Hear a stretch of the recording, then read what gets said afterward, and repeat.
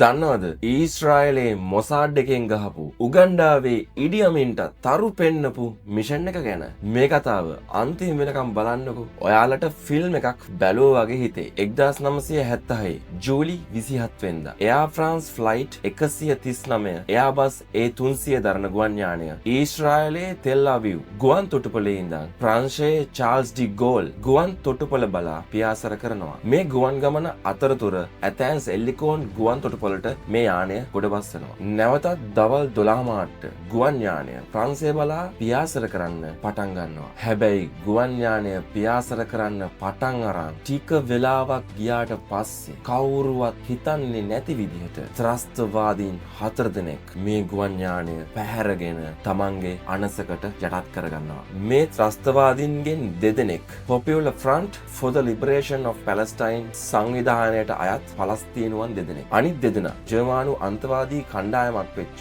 Revolutionary Cells සංවිධානයට අයිති දෙන්නෙක්. මේ අවස්ථාවේ ගුවන් යානයේ මගින් 248ක් හිටියා. මේ හැම දෙනාම මේ ත්‍රස්තවාදීන් විසින් ප්‍රාණ අපකරුවන් විදියට තියාගත්තා. දැන් ගුවන් යානයේ තියෙන්නේ අර ත්‍රස්තවාදීන් 4 දෙනාගේ බාරේ. ඉතින් මෙම ත්‍රස්තවාදීන්ට ඕන විදියට මේ ගුවන් ගමන වෙනස් කරනවා. ත්‍රස්තවාදීන් මුලින්ම කරේ මෙම ගුවන් යානය ලිබියාවේ බෙන්ගාසි ගුවන් තොටුපළට ගොඩ බස්සලා මෙම ගුවන් යානයට ඉන්ධන පුරවගත්ත එක. ඊට පස්සේ මෙම ප්‍රාණාපකරුවන් සහිත ගුවන් යානය 1976 ජූනි 28 හවස 3යි කාල වෙද්දී උගන්ඩාවේ එන්ටැබේ ගුවන් තොටුපළ වෙත ගොඩ බස්වනවා. මේ වෙලාවේ ගුවන් යානය පැහැරගත් ත්‍රස්තවාදීන් 4 දෙනාට ඒ කාලේ උගන්ඩාවේ ඒකාධිපති පාලනයක් අරන් ගිය ඉඩි අමින්ගේ පූර්ණ සහයෝගය හම්බෙනවා. ඒ කියන්නේ ඉඩි අමින්ගේ අනුදැනුම ඇතුව තමයි මේ හැමදේම සිද්ධ වෙන්නේ. ඊට පස්සේ එන්ටැබේ ගුවන් තොටුපළේ පැරණි පර්යන්තයකට මේ පැහැරගත්ත මගින් සියලු දෙනාව අරන් යනවා. ඊට පස්සේ ඔවුන්ව කොටස් දෙකකට බෙදනවා. මේ අතරින් යුදෙව්වන් සහ ඊශ්‍රායල ජාතිකින්ව ප්‍රාණ අපකරුවන් විදියට තියාගෙන අනිත් මගින් සියල්ල මෙයාලා නිදහස් කරන්න කටයුතු කරනවා. ඉතින් ඇයි මේ ත්‍රස්තවාදීන් විසින් මේ ගුවන් යානය හයිජැක් කරන්න පැහැරගන්න කටයුතු කරන්නේ? මොනවද මෙයාලට ඕන උනේ? මුලින්ම මේ ත්‍රස්තවාදීන් විසින් ඊශ්‍රායල් රජයෙන් ඩොලර් මිලියන 5ක මුදලක් ඉල්ලුවා. ඔවුන්ගේ තවත් ඉල්ලීමක් තමයි ඊශ්‍රායලය සහ අනෙකුත් රටවල් වල සිර කරලා ඉන්න පලස්තීන සිරකරුවන් සියලු දෙනා 54 දෙනෙක් මේ අතර ඉන්නවා. මේ කට්ටියවම නිදහස් කරන්න කියලා මෙයාලා ඉල්ලුවා. මේ කියන ඉල්ලීම් මේ ත්‍රස්තවාදීන්ට ලබා දුන්නේ නැත්නම් මේ ප්‍රාණාපකරුවන් සියලුම දෙනාම ඝාතනය කරනවා කියලා ඊශ්‍රායලයට මෙම ත්‍රස්තවාදීන් තර්ජනය කරා. ඊශ්‍රායල් රජය සැහැණ උත්සාහ කරා මේ ප්‍රශ්නය රාජතාන්ත්‍රික මට්ටමින් විසඳා ගන්න. හැබැයි ඒ කිසි දෙයක් සාර්ථක වුණේ නැහැ. ඊට පස්සේ තමයි මොසාඩ් එක සහ ඊශ්‍රායල් ඩිෆෙන්ස් ෆෝසස් එක්ක රහසිගත සැලසුමක් නිර්මාණය කරන්න පටන් ගන්නේ. ඔයාලට මතක ඇති මං කලින් කිව්වා ත්‍රස්තවාදීන් විසින් යුදෙව්වන් නොවන ප්‍රාණාපකරුවන්ව නිදහස් කරා කියලා. ඉතින් මොසාඩ් එක මොකද කරේ? මේ නිදහස් කරපු ප්‍රාණාපකරුවන්ගෙන් මේ ගුවන් තොටුපළ පිළිබඳ විස්තර, ඒ වගේ මෙතන තියෙන වාතාවරණය ගැන සම්පූර්ණ විස්තරයක් ලබා ගත්තා. තව දෙයක් තමයි ඔය එන්ටබේ ගුවන් තොටුපළේ පර්යන්ත කීපයක් නිර්මාණය කරන්න ඊශ්‍රායල් කන්ස්ට්‍රක්ෂන් කම්පැනි එකක් වැඩ කරලා තියෙනවා. ඉතින් මේ කොන්ත්‍රාත්කරුවන්ගෙන් මේ ගුවන් තොටුපළේ සම්පූර්ණ ප්ලෑන් එකක්, බ්ලූප්‍රින්ට් එකක් ලබා ගත්තා. ඊට පස්සේ මෙයාලා මොකද කරන්නේ? ඒ ලබාගත් සැලැස්ම, ඒ ලබාගත් බ්ලූප්‍රින්ට් එක පාවිච්චි කරලා එන්ටබේ ගුවන් තොටුපළ වගේ අනුරුවක් නිර්මාණය කරනවා. ඉතින් මේ හදාගත්ත අනුරුව පාවිච්චි කරලා කොමාන්ඩෝ බටයන්ට මෙයාලා පුහුණු වීම කරනවා කොහොමද මේ මෙහෙයුම ක්‍රියාත්මක කරවන්න ඕන විදිය ගැන කියලා. ඒ විතරක් නෙමෙයි, මෙයාලගේ සැලසුමේ තිබ්බ විදියට කළු පාට ලිමෝසින් රථයක් සහ ලෑන්ඩ් රෝවර් දෙකක් ඕන කරලා තිබ්බා.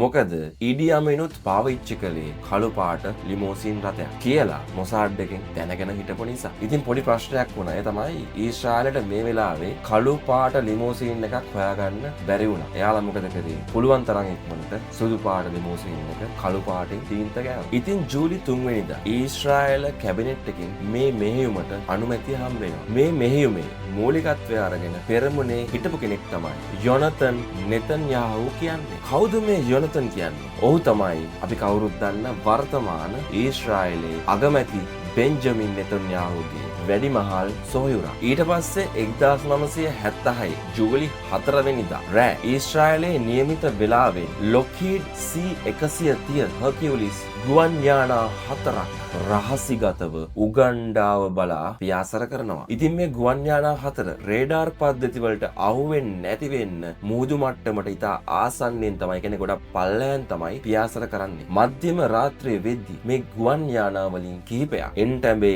ඉන්ටර්නැෂනල් එයාපෝට් එකට ගොඩ බස්සනවා. ඒත් එක්කම කොමාන්ඩෝ බටයන් අර කලින් පටවගත්ත කළු පාට ලිමෝසින් රථ සහ ලෑන්ඩ් රෝවර් රථ ගුවන් යානා වලින් එළියට ගන්නවා. එළියට අරගෙන පර්යන්තයේ තියෙන දිශාවට මෙයාලා රථ වලින් ගමන් කරනවා. ඒත් ඒ වාහන ඇතුලේ හිටියේ ඊශ්‍රායලයේ කොමාන්ඩෝ බටයන්. ඇයි ඉතින් මේ විදිහට මෙයාලා වාහන වලින් එයාපෝට් එක ඇතුළට යන්නේ? ඒකට හේතුව තමයි ඉඩි අමින් ආව වගේ පෙන්වන්න තමයි මෙයාලට වරුනේ. එතකොට එයාපෝට් එකේ ඉන්න හමුදාවේ අයට සහ ත්‍රස්තවාදීන්ට මේ ගැන සැකයක් හිතෙන්නේ නැති වෙන්න මෙයාලට එයාපෝට් එක ඇතුළට එන්න ක්‍රමයක් තමයි මේ විදිහට මෙයාලා පාවිච්චි කරේ. මොකද ඉඩි අමිනුත් පාවිච්චි කරේ මේ වගේ ලිමෝසින් රථයක් නිසා. හැබැයි ඒ වෙද්දි ගුවන් තොටුපළේ හිටපු ආරක්ෂකයෝ දෙන්නෙක් මේ රථ පෙළ දකිනවා. ඔවුන්ට මේ වාහන ගැන සැක හිතෙනවා. හේතුව තමයි මේ වෙද්දි ඉඩි අමින්ට තිබ්බ කළු පාට ලිමෝසින් ඉඩි අමින් මෑතකදී සුදු පාට කරලා. ඔන්න ඔය නිසා ආරක්ෂකයෝ දැනගන්නවා මේ රථ පෙළේ ඉන්නේ ඉඩි අමින් නොවන බව. ඔන්න ඔය නිසා මොසාඩ් එකට එයාලා ගහපු පළවෙනි ප්ලෑන් එක ටිකක් මිස් වෙනවා. වැඩේ වැරදුනා කියලා දැනගත්ත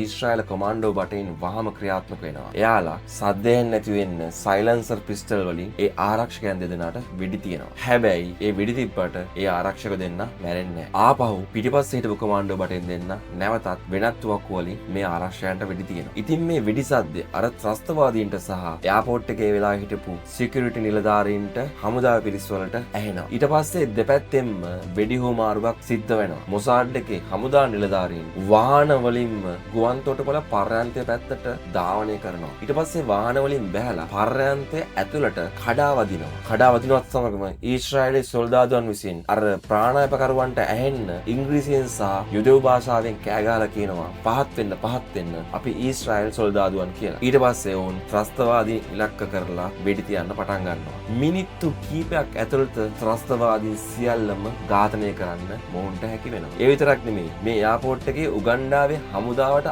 අයිති වෙලා තිබ්බ මිග් ෆයිටර් ජෙට් යානා 11කුත් විනාශ කරන්න ඊශ්‍රායලය අමතක කරන්නේ. ඒ වගේම තවත් නවත්තලා තිබ්බ ප්ලේන් මෙයාලා විනාශ කරන්න කටයුතු කරනවා.